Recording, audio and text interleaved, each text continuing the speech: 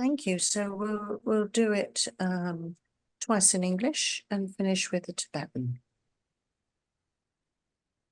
So just before, let's all settle into our lovely session together this evening. For me, I know it's morning for you, so the start of your day. At least I think it is for most of you. And welcome to you all, and thank you for coming. I'm very lonely without you, talking to myself. See myself on the screen, teach the Dharma, nothing goes in. So I'm really glad you're there. And after we've done the refuge prayer, then we'll go straight into a meditation. Okay, before I start some teachings with you.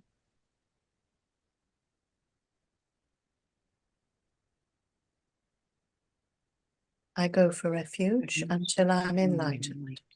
To the Buddha, the Dharma, and the Supreme Assembly. By the merits I create through listening to the Dharma, may I become a Buddha, in order to benefit all sentient beings. I go for refuge until I'm enlightened to the Buddha, the Dharma, and the Supreme Assembly. By the merits I create through listening to the Dharma, may I become a Buddha in order to benefit all sentient beings. Sangye chudang soki choknamla, jangchu badu dagni kyap suchi, dagi jinsagi pesonam ki, drola penjia sangye drup chok.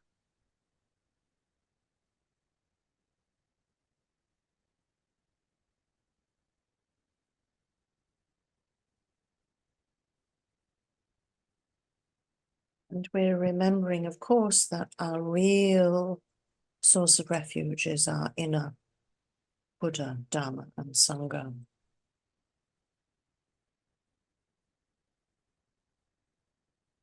It's been entrenched in our mind streams for so long that there are external sources, obviously supported by the visual images, the beautiful visual images we have. But remember, they are there to remind us and as symbols of all that potential we hold within us.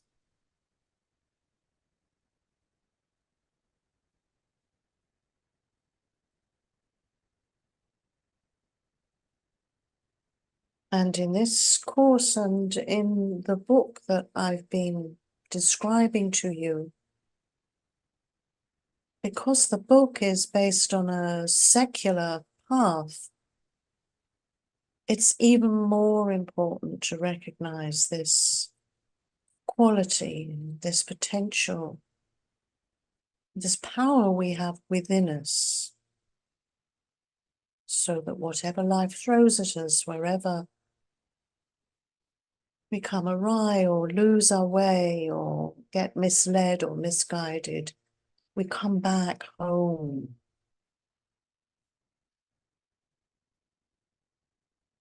And that Buddhism, for us, mainly Buddhist practitioners here, our religion supports our spiritual progress. It is not the way. It supports us on our way.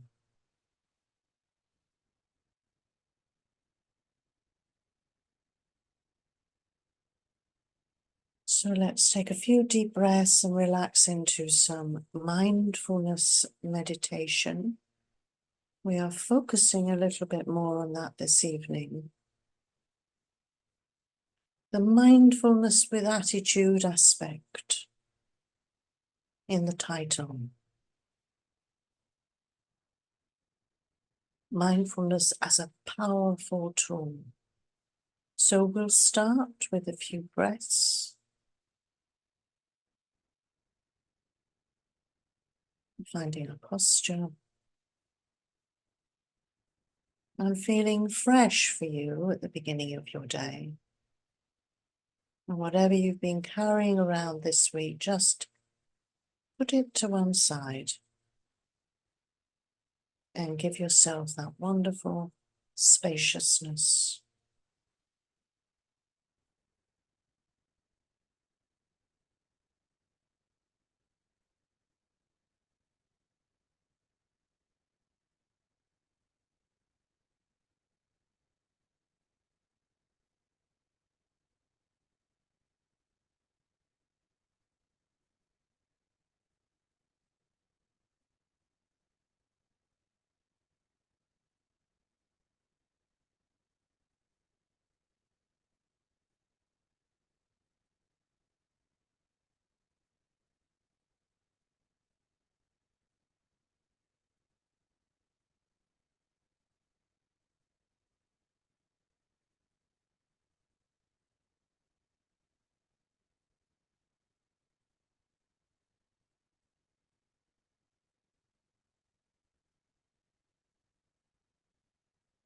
And we're placing our mindfulness on our sensations.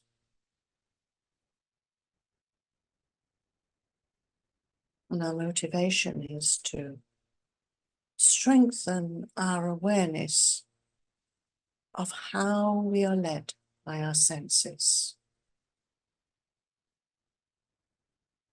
Sensory beings in sensory world. And all the drama and beauty and pain that brings us.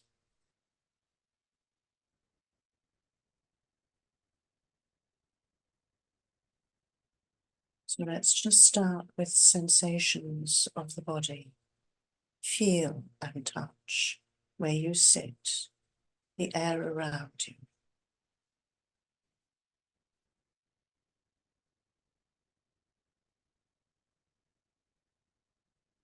Mere sensations of touch.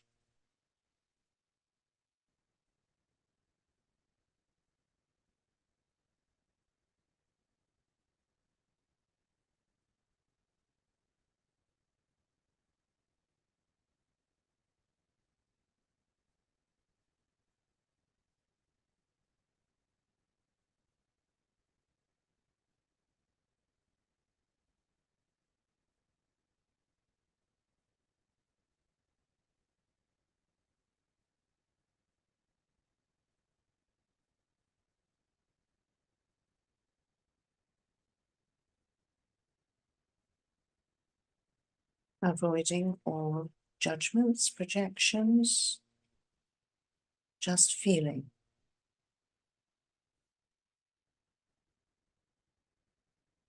Where those thighs touch the chair, where the feet are placed. The sensation of air and clothing on the body.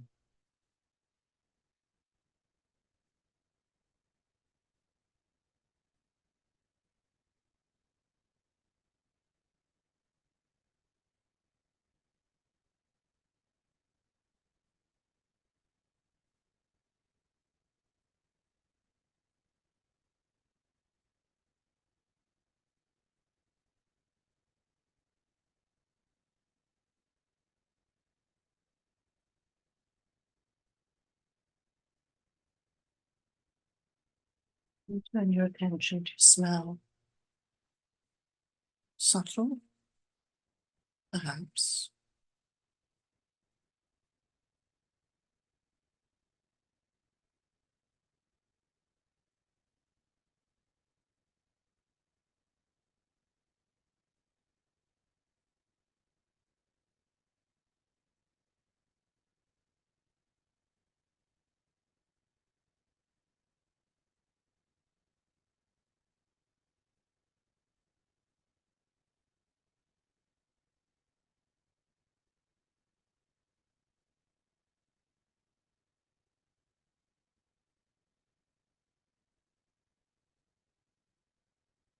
Taste on your tongue, in your mouth, on your lips.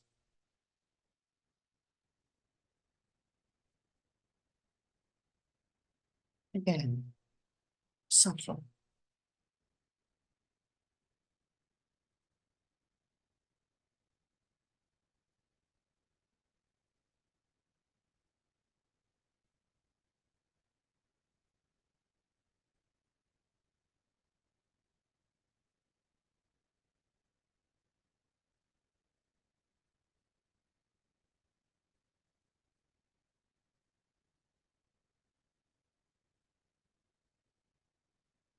And then sound.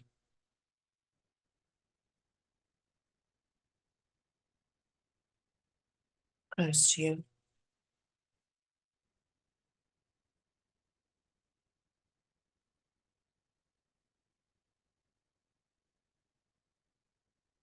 Even the heartbeat in your body. If it stopped, the silence would be deafening.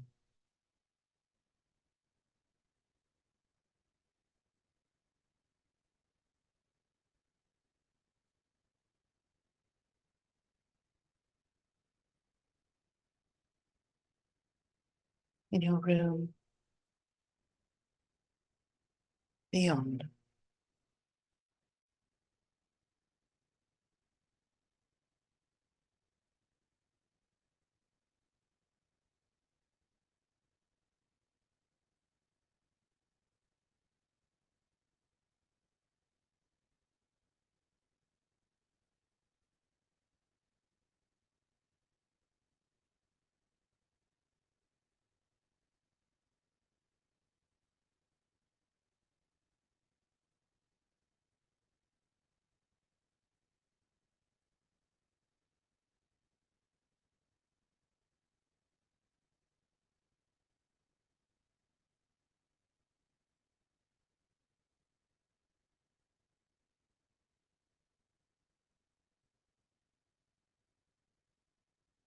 And sight,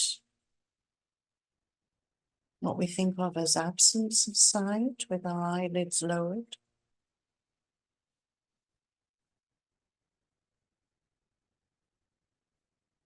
We might wish to readdress.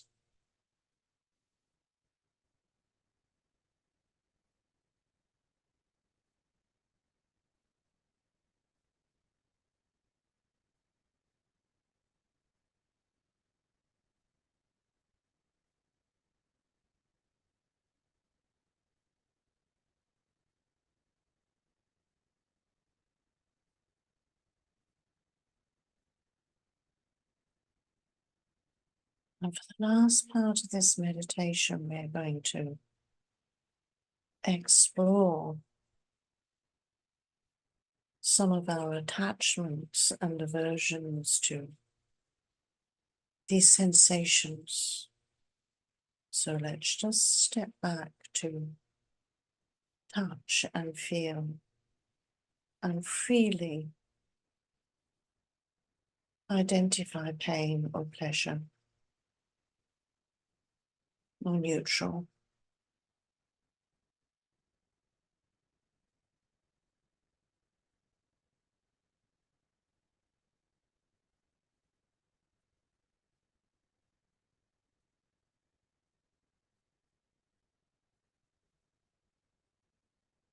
And then perhaps turn our attention to what we particularly don't like to touch and what we particularly love to touch, and experience them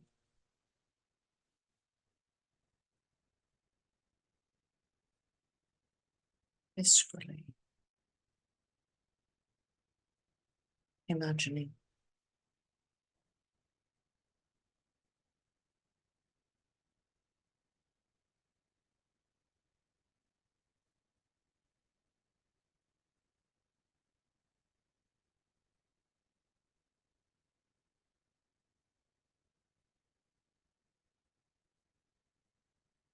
Do the same in your own time with smell and taste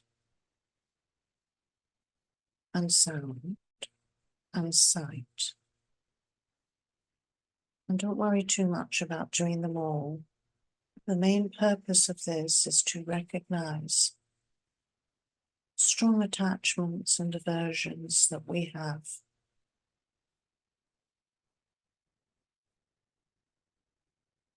with our sensations.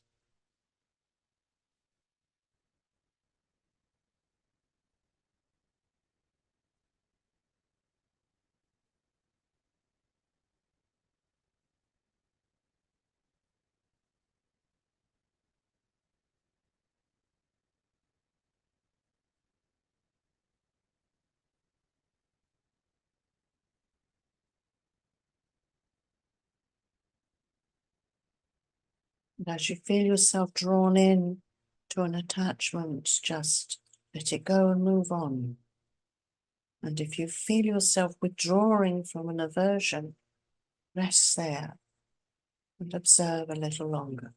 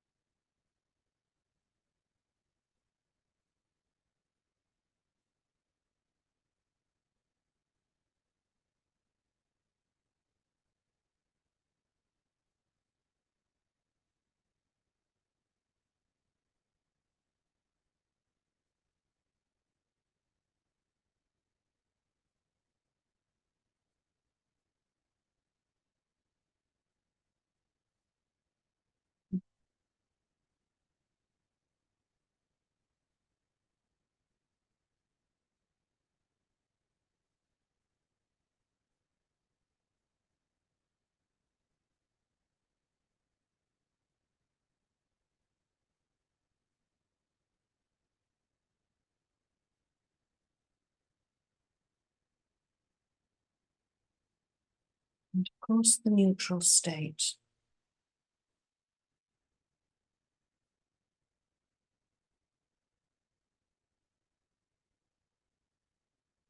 Combining our feelings with sensations, we observe pleasure and displeasure and the neutral state. Our experience of the world through all the sense doors.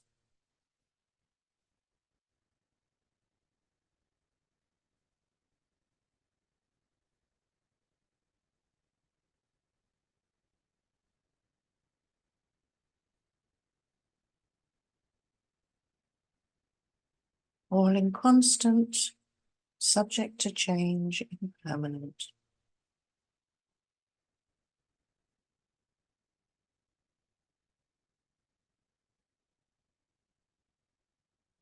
And nothing there to hang on to, so empty of inherent existence. Nothing you can solidly rely on.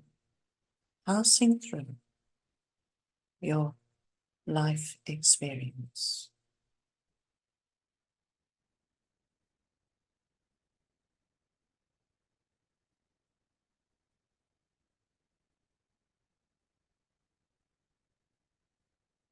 So no refuge there, and therefore in the nature of suffering.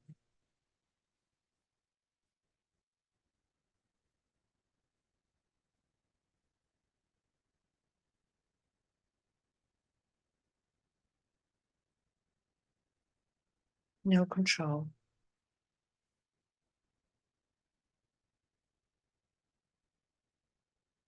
No substance.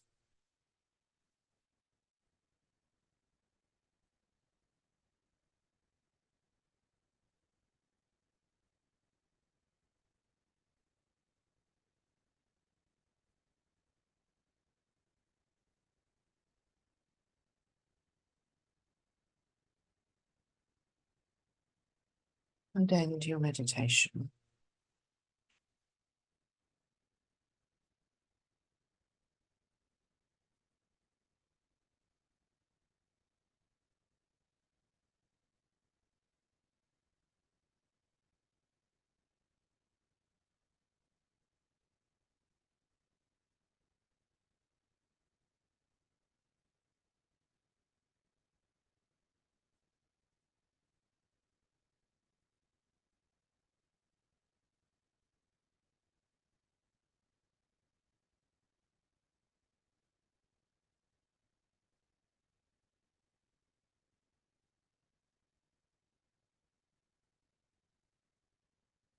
Hmm.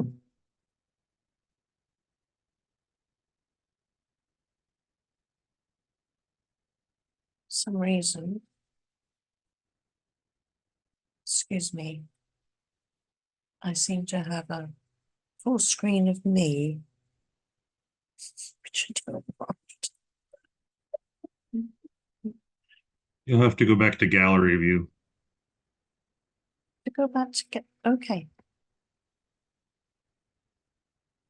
And I have the slides, your slides for today whenever you're ready. Yes, well, I have lost my slides from my lower thing. Well, that's what I can't work out. Why is it different? Are you using a Mac or a Windows machine? Windows, what I normally use, but it's just got the Zoom, all the Zoom stuff in and not my lower bar, which If you push shows the Windows button, your lower bar should pop up. Windows button. And where is the Windows button? It should be on the bottom thing. It's like four little windows together. Okay, I'm looking. If not, I think the same thing will happen if you hit escape, but I won't promise that one. I might lose you altogether. You shouldn't lose me, but again, if it's just your slides you're looking for, I can pull them up. I have them ready to be pulled up. Yes, but I have all my notes with my slides, you see, which you don't. Oh yeah, yeah. So, it would be more full if I have mine, so I'm looking for, what am I looking for? What is Well, on the bottom of the keyboard, the Yeah. lower row where the space bar is, to the left of it, there should be. Oh, an escape. You can hit escape if you You can want. hit That escape might do. too. You can hit escape too, and that should get you to the place where your Windows bar comes back up. There it is. Yeah. You were in full screen. That's why escape worked. You're so clever. Right. Okay. Oh, so much to learn. Just as I think I'm a Zoom spurt, something else happens and I need to learn more. Thank you, Michael. Okay. All right. Well, let's go to the slideshow and I will explain what we're doing and I'll bring up mine as well. So you are on slide 1 and there's 9 slides like last week. Yeah. Okay. And these ones with notes, I forward to Dundrup, so you can have access to them and look at them again with the notes, so you don't have to take notes yourself. Yeah. So, And they're okay.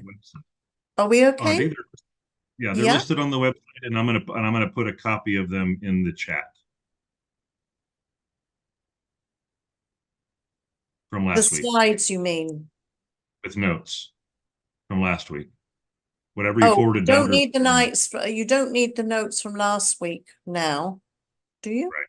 No. The notes I have with this presentation, I will send to Dondrup, so it's full. I tend to send you just the slides, so you're not distracted by the notes, yeah? And then once we've done the session, I send you the whole thing so you can look back. I hope that makes sense. Okay, everything's gone quiet, so I presume it has. Right, let's move on. Okay, so the motivation really for these 2 sessions where I'm introducing the book to you and trying to get the main messages across. I mean, it's quite a big book actually, and it goes through, there's 2 chapters devoted to each concept, like one on emotions, and then the second part would be on managing thoughts and emotions, and one is why be good, and then the next one is how to be good. So that's the kind of context of the whole book. So trying to give you some kind of message about it's going to be a kind of an overview. So but I also want you to take something away with you, and I'm pretty aware that most of you, if not all of you, are Buddhist practitioners, so I try to add a bit of beef to it as well, but I know you're all vegetarian, obviously. Oh, what would it be? Anyway, you know what I'm saying. So in this session, what I wanted to do was just backtrack a bit and remind ourselves that what we were doing in the first session was I really kind of focused on spiritual bypassing, you know, the idea of being an authentic spiritual practitioner. So I hope you're always aware of the fact, I know that if you're Buddhist, you've got so much that is supporting you. But if you can imagine that this book was actually written for people who were perhaps dipping their toes in Buddhism, dipping their toes in religion or anti-religion, secular, but still craved, still really felt there was something missing from their life without being spiritual. Yeah, they wanted a spiritual aspect. And I'm actually starting an 8-week online course next week for exactly those people who, they're not Buddhists, but I promoted the book in kind of the public and private sectors over here. And some people are coming forward really wanting to, but they don't want to, they definitely don't want to be religious. So I hope you appreciate that this is great for Buddhists, but mainly they'll be going, oh, this is Buddhism. But it's not kind of, you know, it's more intrinsic in nature. So by looking at spiritual bypassing, we were looking at some of the traps that people fall into, whether they're practicing a religion or not, in kind of wearing the mask of Buddhism, wearing the clothes of, I beg your pardon, wearing the clothes of spirituality, but actually it's just adorning their ego. And that's a very easy trap to fall into. So we explored that in quite some detail last week. I don't do so much of that in the book because people are just engaging with spirituality. My main message is, look, you know, it's a very practical, disciplined path being a spiritual practitioner. It's not, you know, all these things to do with candles and incense and statues and wearing hippie clothes or whatever you think, you know, gives the aspect of being spiritual to the world. They're nice, but actually that doesn't mean that you are a spiritual practitioner. And in the same way, we can mistake being, you know, we're religious, not necessarily spiritual, because we know lots of religions are dividing us. You know, everybody has got their different religions and it's separating us. It's not bringing us together. So this was me going, you know, if we could all embrace these spiritual qualities and spiritual values, then it wouldn't matter what religion we were practicing, as long as it supported that. So it was like, this was key. And I based it on the quotation of the Dalai Lama, which was in last week's presentation. And Venerable Dundrup has told me that they are on the events page, Michael, just in case, you know, that's coming through. So so that is the message. Now this week I'm still looking at spirituality in terms of looking at spiritual materialism, really, and how that fits in with the 8 worldly concerns. But I'm also going into what do I mean by mindfulness with attitude, and trying to explain the reason I'm using that term. So what we did in the meditation was we were enjoying the 4 placements of mindfulness, you know, on sensations, on thoughts and emotions, on our feelings, on phenomena. We were we were looking at actually sensations and feelings. We kind of combined it, so I brought that together. But then also, what is really useful for, I think, lay practitioners who are being bombarded all the time with sensory stuff, is to kind of just get into that mind of, well, what does turn me on? What do I kind of go, oh, yes, that smells divine, or, oh my gosh, that's putrid. Smell is very powerful. The same with the other sensations. So I'll let you explore that a bit, and it will be interesting what you focused on most. But to see what brings us pleasure and displeasure, and why we are so attached to the sensory stimulation. So we always, in all our mindfulness practice, we always apply the 3 marks of existence, you know, that it's empty, there's no soul, it is in the nature of suffering, and it's impermanent. Always remind ourselves of that, which we did at the end of the meditation, and that's very important. So in this introduction, if you like, because that's all I can offer you in these 2 sessions, is we're looking at how we can be misled by societal norms and using the practice of mindfulness as the spiritual force through developing outstanding awareness of our thoughts and actions so that it protects us. And we're coming back to that inner refuge all the time. Got to be aware. Don't always rely. It's lovely to sit in a gompa. Oh, it's bliss, isn't it? And you've got all this wonderful color, and in Tibetan Buddhism, all this imagery, and we've got incense going on, and it's just so supportive. Yeah. But most of us are not in gompas very much at all, really. You know, we're out there in the big wide world. And as I expressed at the beginning of this session, it ain't pretty at the moment in my big wide world, even though many of you would say it's beautiful because it's countryside. But here's me judging it, going, it's wet, it's miserable. Yeah, it's not that, is it? It's me, what I'm bringing to it. So we look at spiritual materialism through looking at the 8 worldly concerns. We're going to look at mindful awareness in our everyday lives and mindfulness for self-awareness, which is a little bit of what we tasted in that mindfulness meditation. Okay, let's go to slide 2. So here's the rebellion. It's rebellions against hot tubs. Those symbols of hedonism and pleasure. Look at them there. I mean, they've got the sea behind them, but they're in their hot tub with their cocktail, or is it Prosecco or champagne? I don't know. But yeah, she taught this intrinsically, not about hot tubs. Don't know how popular they were in the early 80s, but yeah, about how, you know, we are just all living in our sensory delights.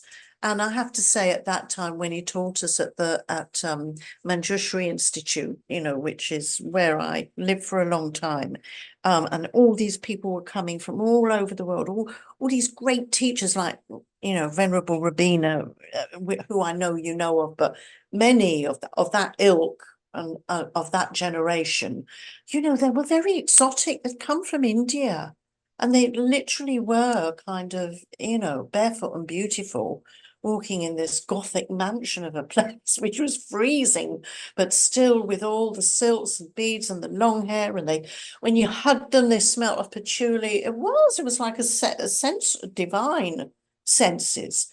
So Lama Yeshe did focus on that because he also saw that we were young and beautiful, and hey, everybody was, you know, everybody was doing it with everybody else, basically.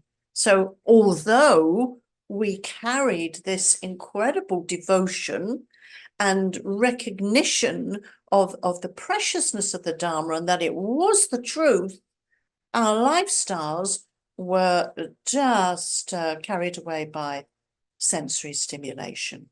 So the most well-known teacher of spiritual materialism was Chogyam Trungpa, and he wrote the book Cutting Through Spiritual Materialism, which warns authentic spiritual practitioners against using meditation and their religion as ways to avoid looking at reality rather than seen through the veil of reality.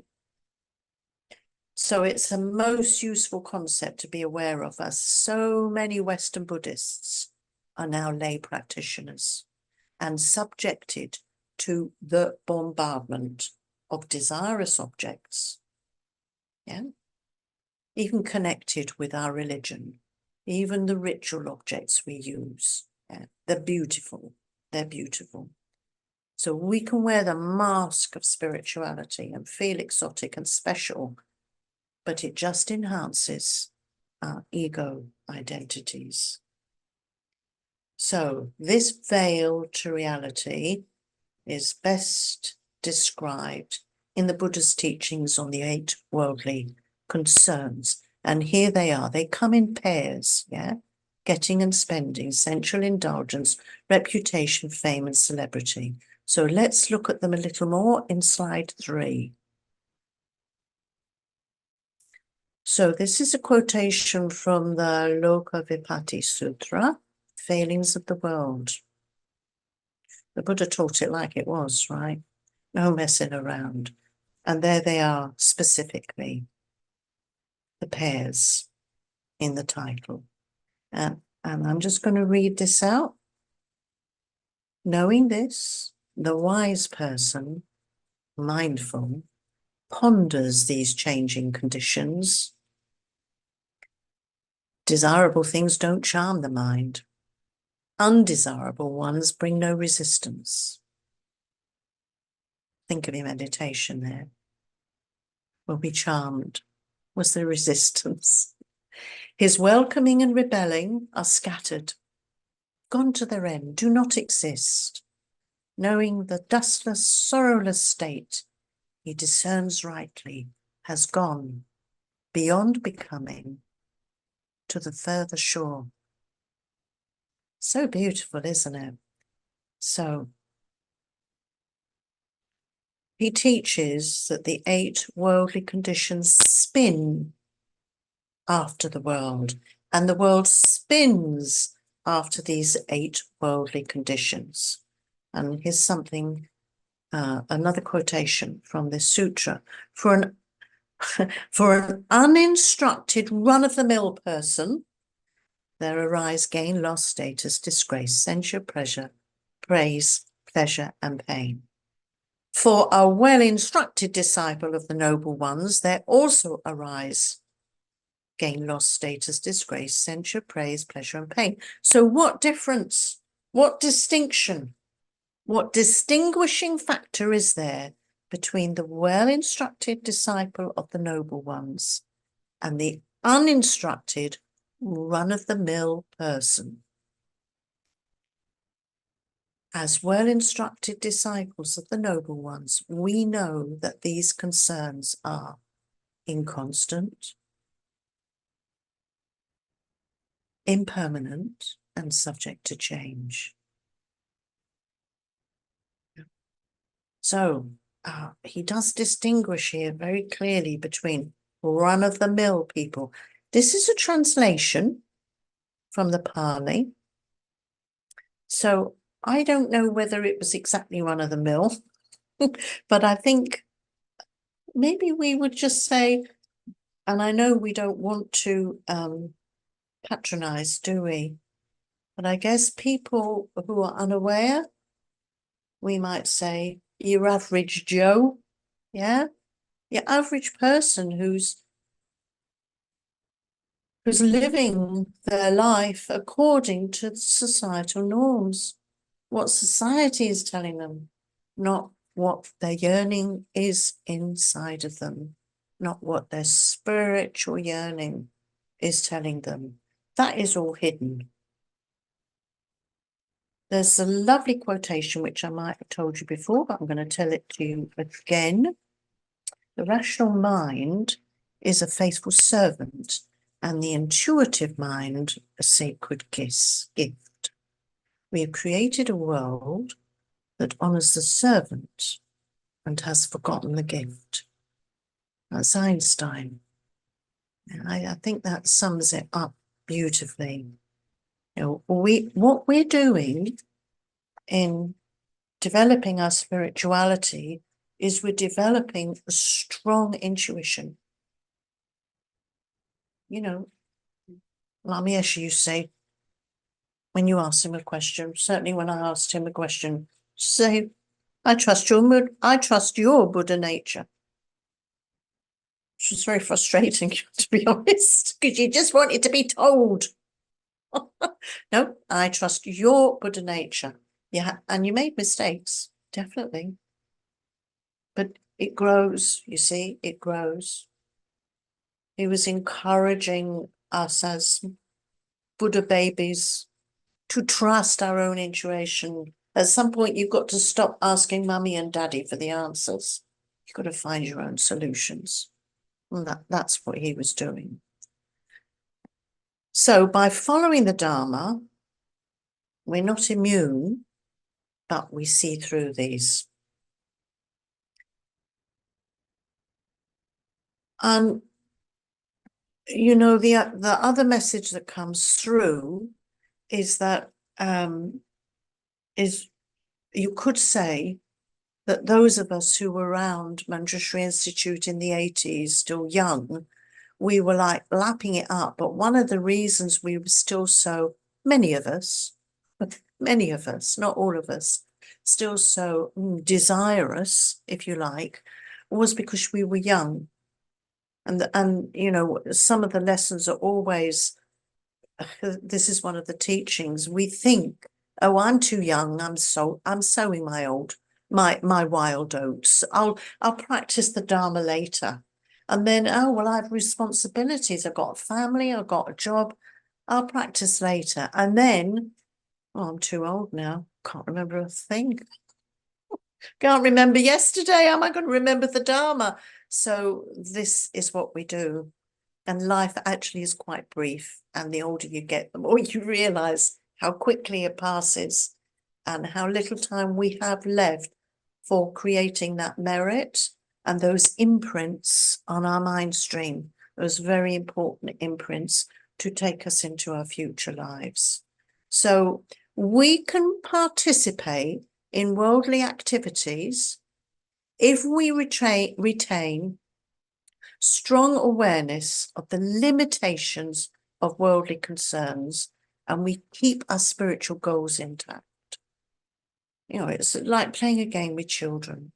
We can be motivated by their joy and experience joy at their joy whilst retaining a level of separation from the source of their joy. Because the source of our joy is their joy. Got it?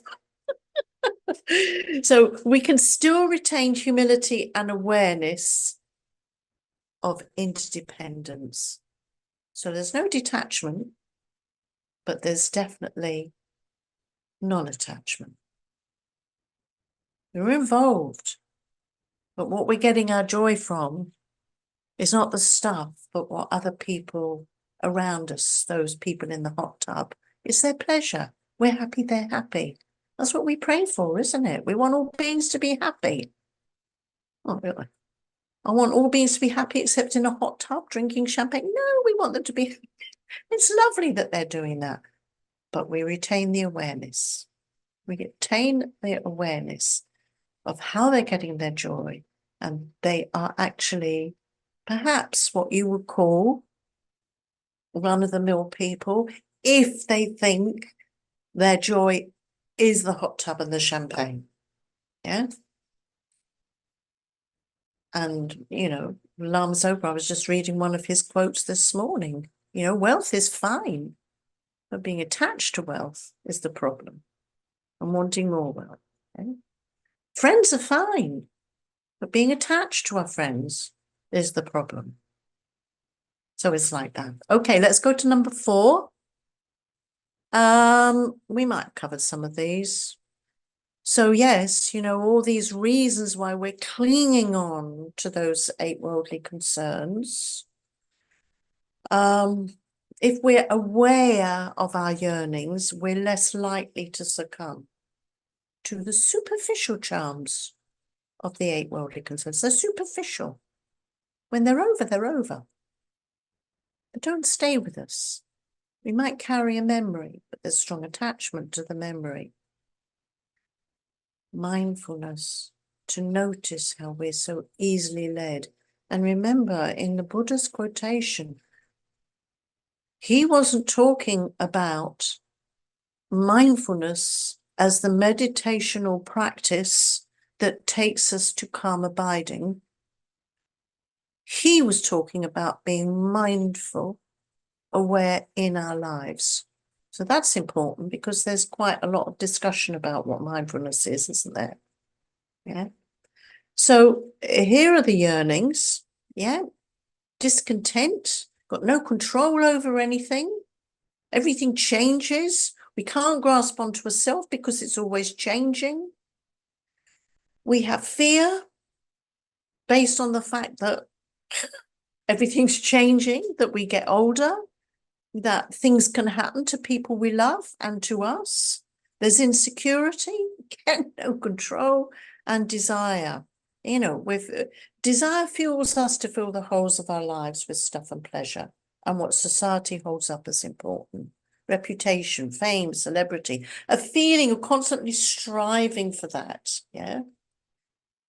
But we know that life's in the nature of suffering, and our lives, our bodies are the basis for that suffering, our 5 aggregates, our very selves, yeah? Well, if we don't know, if we're ignorant that life is anything else, then how can we be anything except run-of-the-mill? Okay. Okay, so let's go to number 5. And so here are the antidotes, which is what we need to develop spiritually. Yeah. So always managing emotions, remembering that actually working with destructive emotions and encouraging the constructive emotions, the antidotes, and stabilizing the mind is the essence of certainly Buddhism. And if you strip down all the other religions, you'll find it's the same. You have to strip it down beyond some of the religious speak, if you like. So if we are working on developing our positive emotions, we will find contentment. You're relying less and less on material reward. We will find fearlessness. What's your ego got to fear? What can people take from you? People's opinions about you're unstable and based on their own fears and illusions. How can you trust it? We will find refuge because you feel a solid sense of support within you.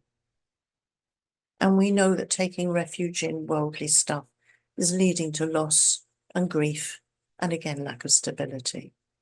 And we will have self-esteem. Because you like yourself better, you grasp less onto external sources of satisfaction. You are who you are, not what others want you to be. So there's no mask. That's our inner world that we're building up. Recognize that if we're building that up, then that is going to enable us to grasp less onto the 8 worldly concerns. We got that, yeah? Okay, let's go to number 6. So I mentioned this before, the 4 placements or the 4 foundations of mindfulness, whatever you call them, this is what we do in our meditation.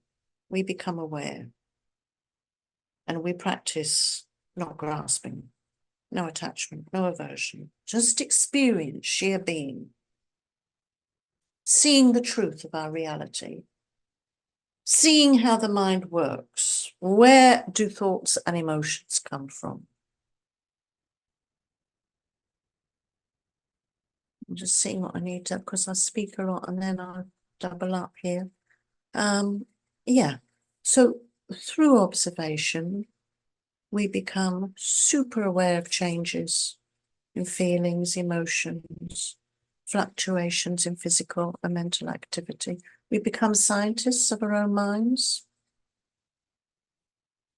We can't examine our states of mind, even like depression and irritation, without accepting that state of mind. If we're in denial, we can't examine it. If a doctor denies the existence of a problem, you know, a cancer, for instance, they can't examine it or heal it. So internally, we experience the sensations. We see how feelings are linked. We see how thoughts are not us but come and go, and how emotions are habits. Okay, so mindfulness as a meditation practice is very important. Number 7, but to remember, I'm sure you've seen my froggy before, I use him a lot, that mindfulness meditation enables us to become familiar with our minds so that when we are off the cushion, we can avoid grasping, clinging, aversion, attachment, judgments, conditioned responses. That's what they are. Our life is conditioned anytime, anywhere. So we develop this mindfulness with an attitude. When I'm meditating on my cushion, yes, it's going to get me to great states of awareness, but hell, I'm a worldly being and I've got a load of stuff going on. So I am going to use it in the world, and it's going to help me so much develop spiritually. Okay, and then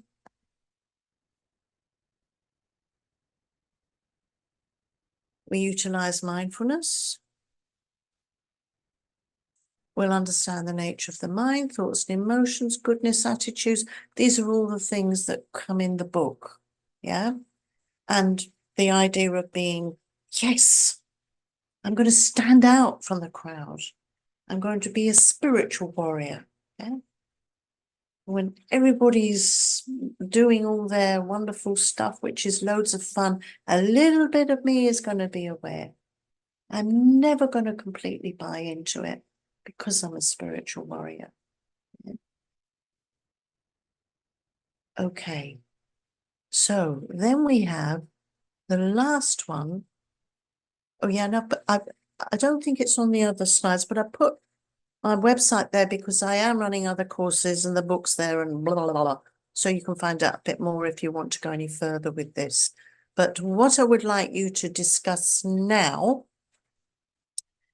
am I sticking to me tongue? Yeah, not bad at all. Okay. So here's a lovely quotation from Lama Yeshe.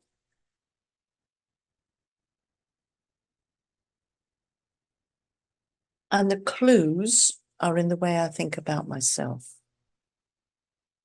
Due to conditioning, our habits and tendencies, and due to how I think. So what I would like you to do in your discussion groups is just talk about how you might share conditioning. You might have developed habits. Yeah, and so therefore, how do I think about myself? See what you can share. Think about your environment.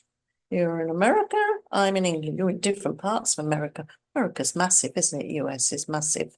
But even in little tiny Great Britain, we don't use that term much anymore because we're not really United Kingdom. You know, Scotland is so different from the south of England. The Lake District, I mean, down in London now, they're experiencing sunshine, sitting outside. Up here, it's like drawing the curtains soon. Our environments shape us, don't they? Our families. You know, what were the influences in your family? Your peer group, education, the workplace, they all condition us. We are conditioned. So it's good to discuss that. So, for instance, if you're not trusted as a child, you question yourself. If you see lies and aggression, or if you're abused, you could become an abuser or subject to violence, using violence. You know, we're talking about run-of-the-mill people here, and you might see this. Your habits and tendencies, those that work for you and those perhaps that are going against you, how difficult are they to change? Yeah. And how you think, are you a glass half full half empty, good self-esteem, low self-esteem, positive, defeatist. I'm sure you can talk about that.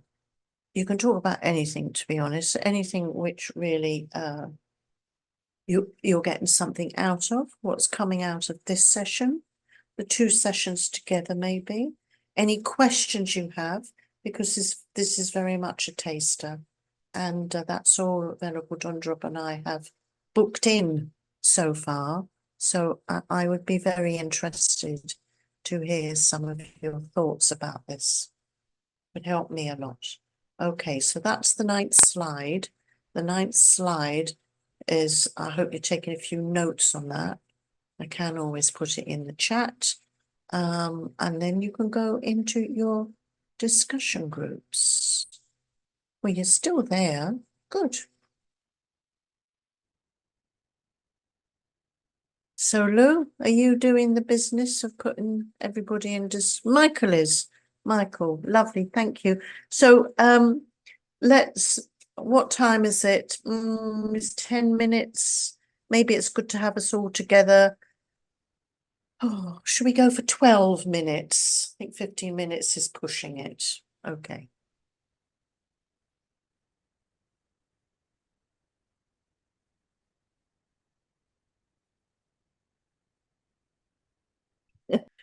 Okay, guys, have we got everybody in? Yes, we have. We've got Michael and Lou, who were kind of organising it a bit. So I'd like to hear from each group. Maybe you can decide who's speaking, and then if you've got anything extra, you can add, given the time restrictions that we have.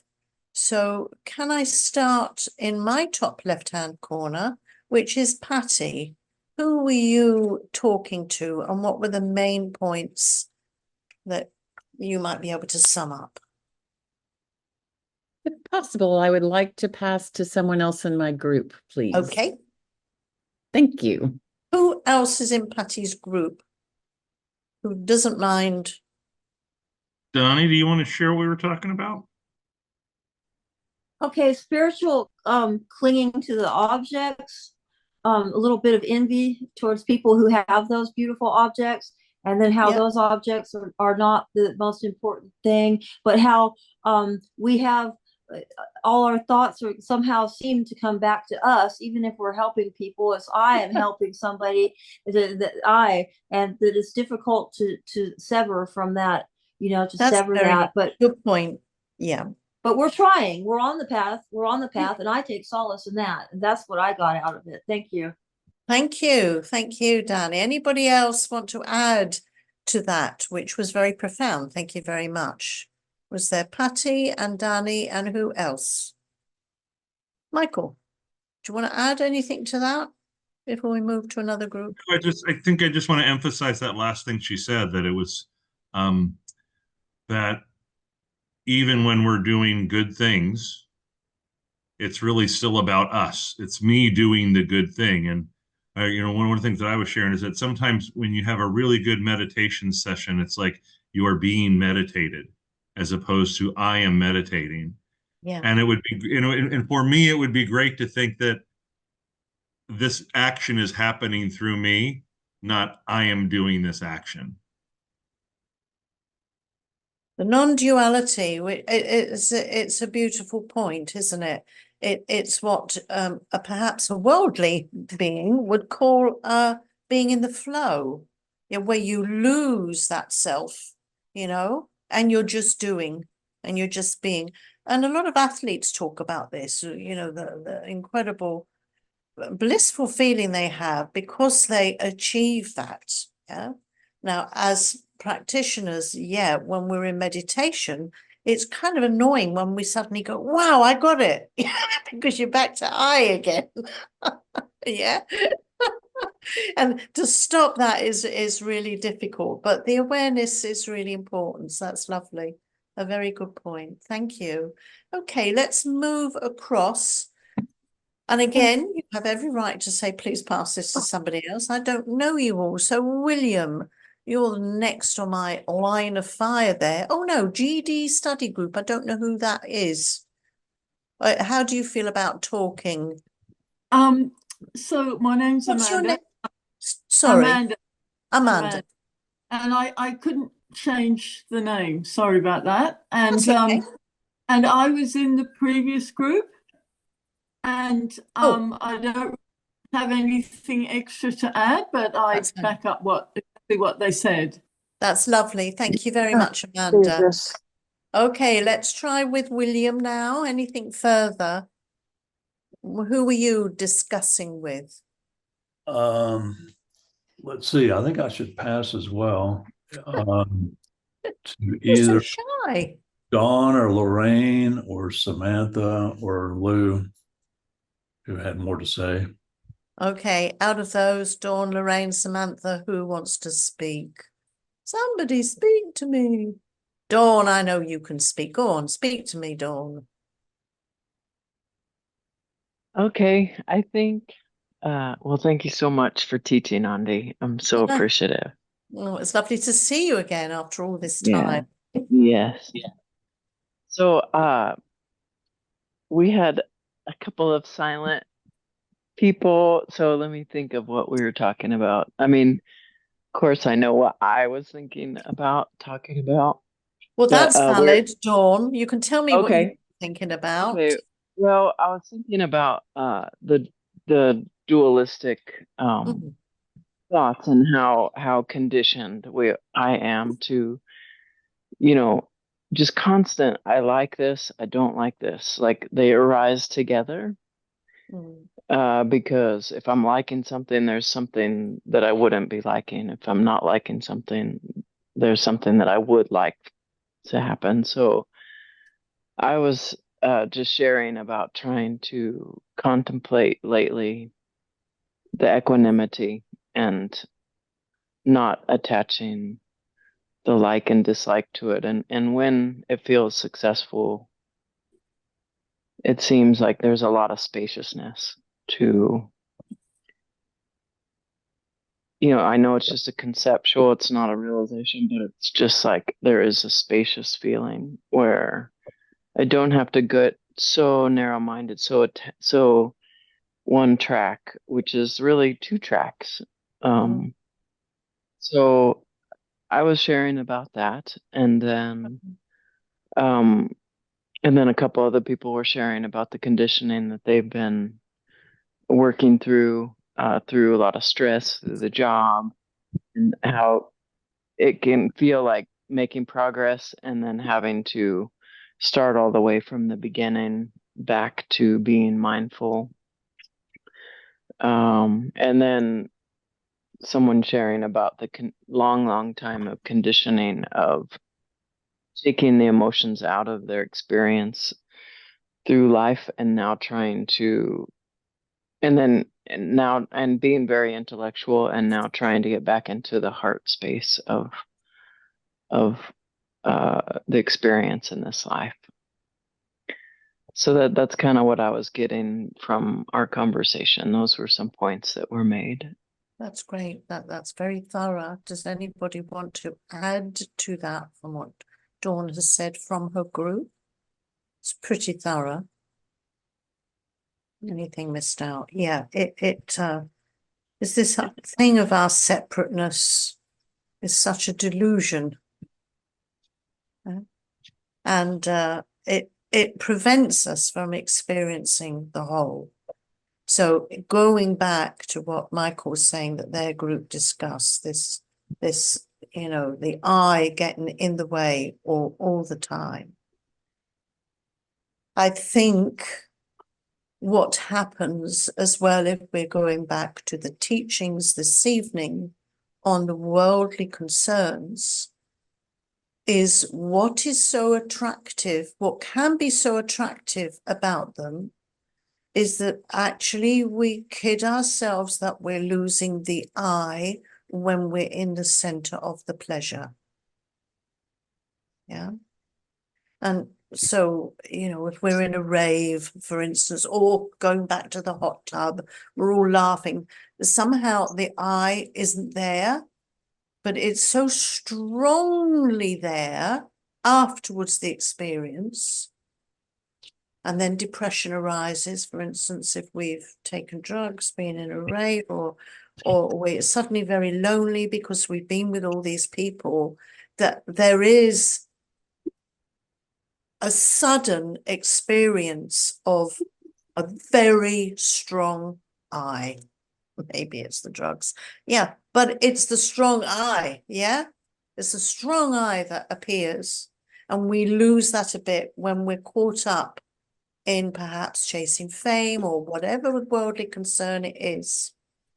And it's not until that experience we remove from it a bit that then real suffering comes in, real suffering.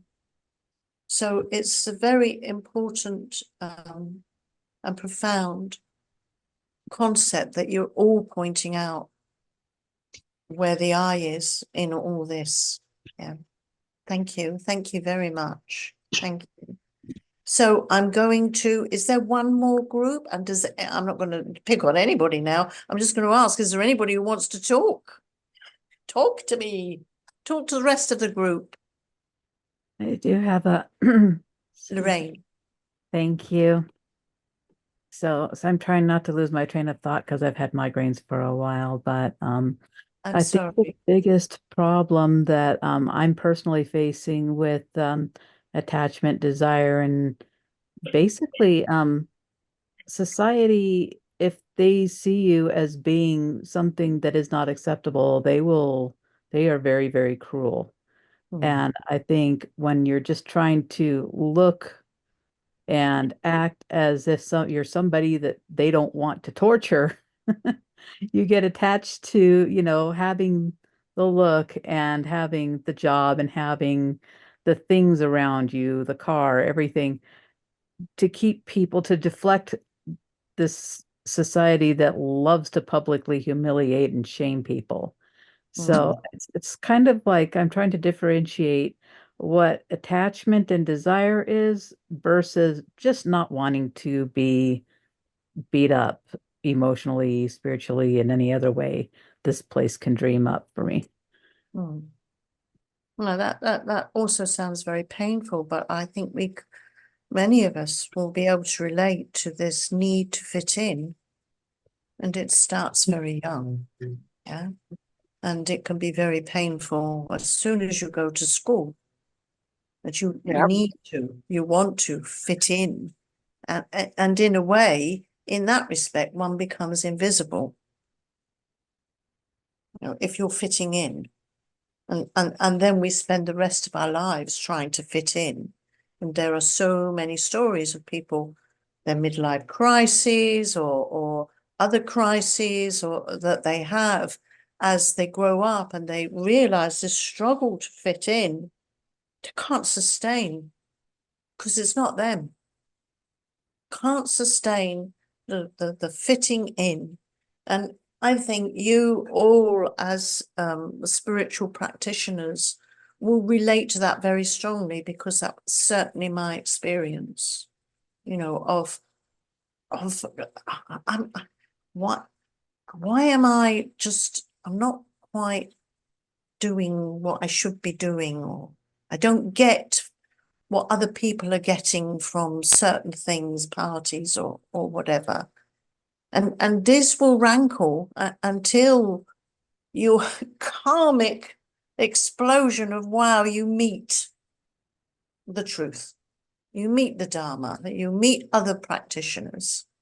So in that respect, Buddha, Dharma, Sangha, refuge is so important, and being able now to have other people who you think, oh, okay, well, I might not relate to them on certain levels, but actually they're all spiritual practitioners and I fit in with them.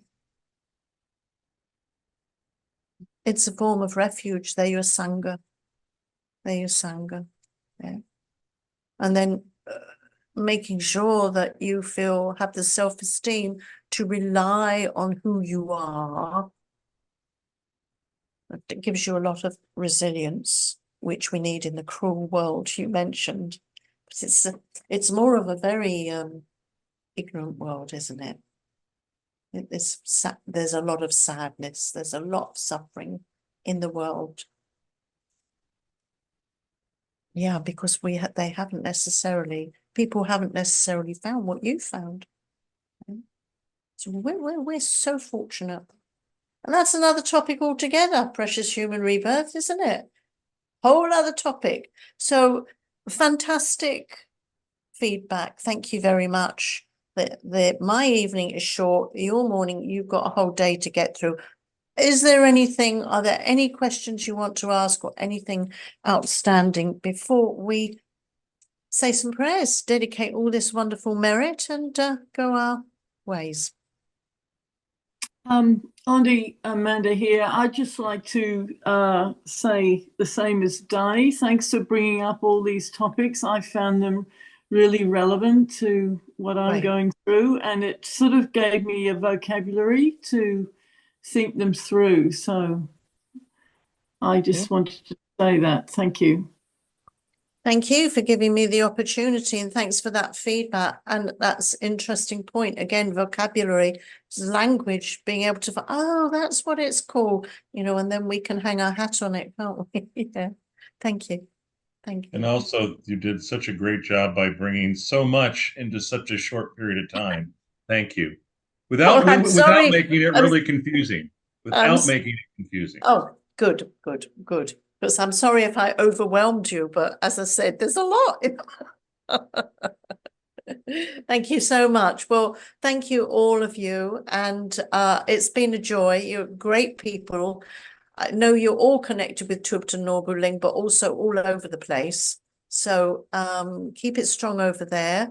And I hope to see you all again soon. And let's just do those wonderful prayers, dedication prayers that we had last week. Is that okay, Michael? You got those? Lovely. Thank you.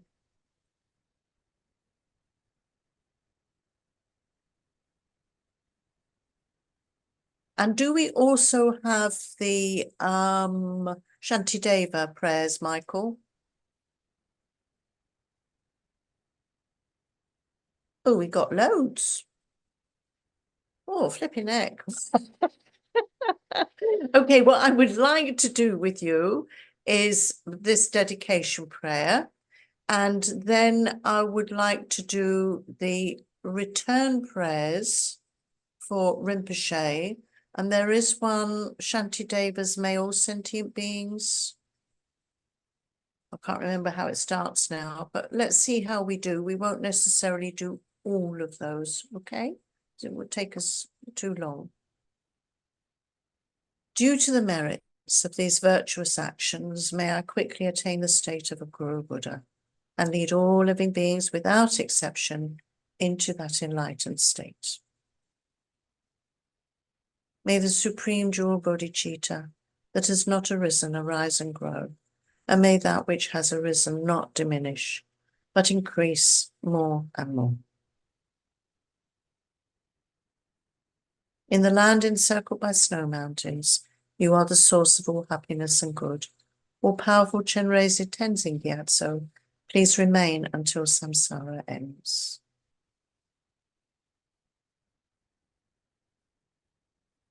Peerless teacher and assembly of the children of the victorious ones, Shravakas and Pracheka Buddhas, victorious Losang father and sons, along with the lineage masters, all the objects of refuge of infinite lands.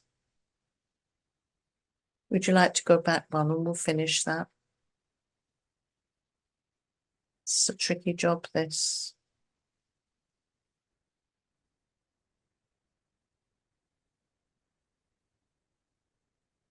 That's it.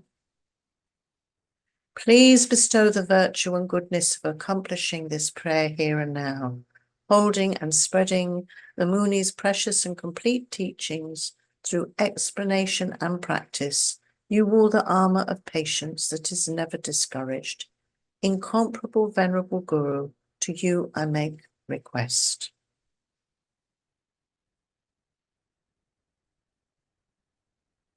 While striving single-pointedly for the sake of the victorious one's teachings, the sole gateway through which all benefit and happiness emerge, and from other living beings, you suddenly departed to peace. What a great loss.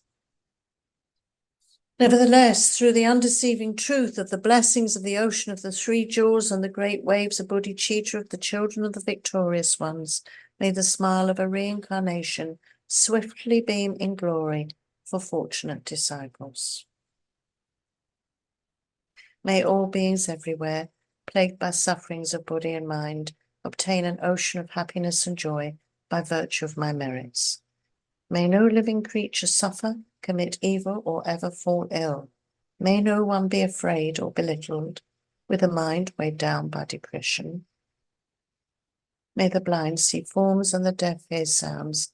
May those whose bodies are worn with toil be restored on finding repose. May the naked find clothing, the hungry find food.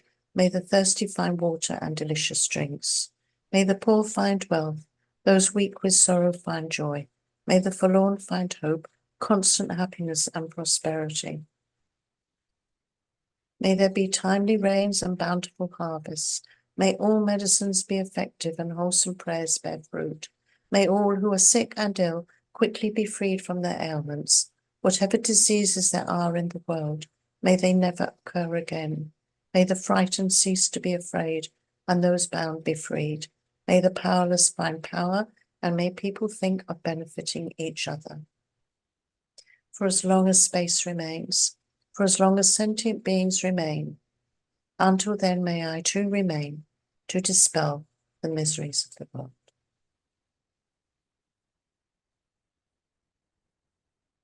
Have a wonderful day. Thank you so much. And thank you, Lou and Michael, for hosting, managing this. Lovely to see you all. Thank you so much. That was Thank you, wonderful. Ondy.